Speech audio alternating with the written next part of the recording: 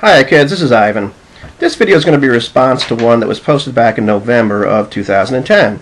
And the video itself was posted by a YouTuber named Alokov. I hope I'm getting his name right. It's A-L-O-K-O-V. And in his particular video on his channel, he was asking, well, how do you stat NPC characters? Even though I've done a lot of videos on NPCs, and I'll probably do some more, I thought this was a topic worthy of some discussion. I'm coming from a D&D, like an older D&D standpoint, but I think, what I'm going to say applies to just about any game. First thing that I don't do is start rolling dice. Now, a lot of you are going to say, and you're going to call foul at that point, say, hey, we've got to roll dice or do point buy and stuff. How come you don't play by those same rules? So I'm going to say, look, you've got to take care of one character. I'm the DM. I have to take care of 3,487. I'm not going to spend the rest of my life rolling dice for these guys, okay? Just cut me a break. I'm going to be fair. Trust me. Next thing I would say is just don't sweat it. It's not that big of a deal. If you get something a little wrong, the gods are not going to, strike you dead from the sky. The RPG gods will not come to your house and kill you. There will be no police coming.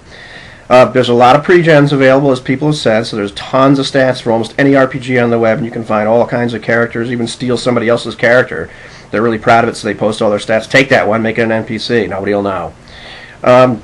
Next thing that I do is I stat these guys as needed. I take the base assumption that, an NPC starts out with a score of 10.5 in every ability score, so he has no modifiers. And maybe he's a fighter, so I'll give him a 17 strength, and so, he has +2 to hit and damage in basic lingo.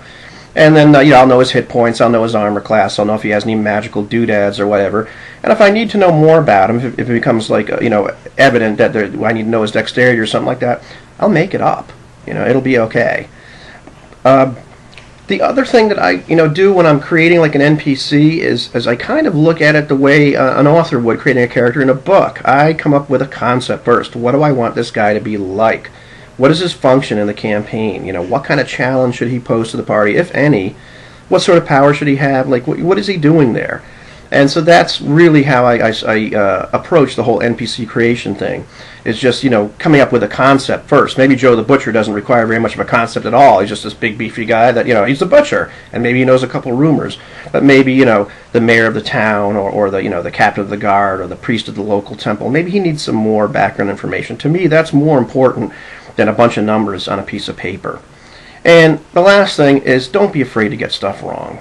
Really, it's not, the NPC or the RPG police are not going to come to your house and take you away if you accidentally give this guy a few extra skill points or don't give him enough spells or whatever else.